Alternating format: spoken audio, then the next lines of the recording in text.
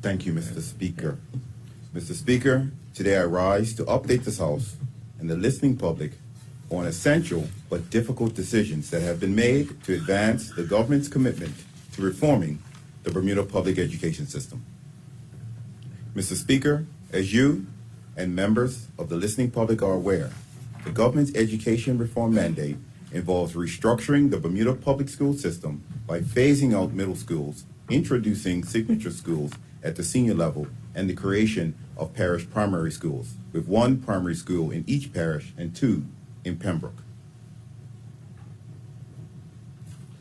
Mr. Speaker, this ministerial statement will be fundamentally different from those ones I have delivered in the past 36 months.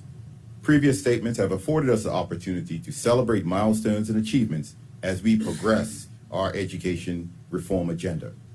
Today, Mr. Speaker, however, I'm here to update the listening public and members of this House on two significant decisions that have been made, and that is to close Clearwater Middle School and Heron Bay Primary at the end of June 2023. Mr. Speaker, I know that individuals in the respective communities are still processing the information shared with them this week. Much work is required to enact these changes, but essentially, that is, all of Bermuda is informed of the factors that have been considered as rationale for the decision to close these two schools. Mr. Speaker, let me take each school in turn. For Clearwater Middle School, enrollment is low, and over time will continue to decline. As of February 1st, Clearwater had 71 students compared to the average of 225 students in our other middle schools. There is ample space at our other middle schools to accommodate the students of Clearwater.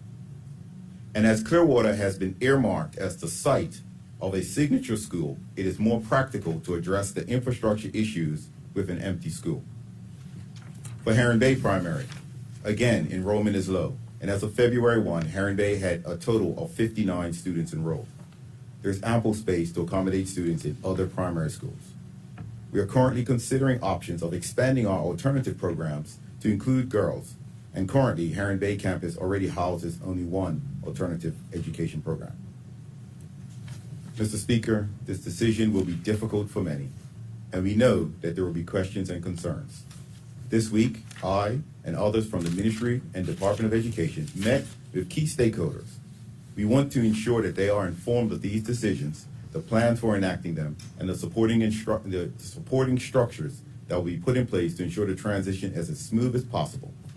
The transition plan focuses on student enrollment, transition, and integration into other schools, uniforms, transportation, staffing options for permanent staff, work permit holders, and yearly contract workers, and importantly, the process for students, parents, and staff engagement as the decisions will be enacted over the coming months.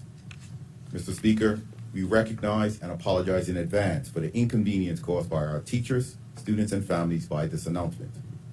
With regard to each student and staff transitions, the Commissioner of Education and her department colleagues will engage in personalized one-on-one processes with each permanent staff member to hear their preferences regarding their redeployment. Rest assured, we have sufficient positions within the Bermuda public school system to accommodate all permanent Clearwater Middle School and Heron Bay primary staff, and there are enough spaces to accommodate all students in other schools. Mr. Speaker, we know that Clearwater and Heron Bay are unique school communities and important to the larger St. David's and Southampton communities. Losing a significant fixture in each of these communities will be difficult. Through our History and Legacy Committee, we will ensure the memories of Clearwater Middle School and Heron Bay Primary are cherished and their histories and legacy are recognized and honored. Mr. Speaker, I reiterate, we commit to provide regular updates to those impacted and commit to being available to answer any questions that may arise through our various communication channels. Mr. Speaker, this week has been a difficult one for our Clearwater Middle School and Heron Bay primary families. We appreciate their support and understanding as we navigate this transition while we undergo the process as part of our commitment to transforming education in Bermuda. Thank you, Mr. Speaker.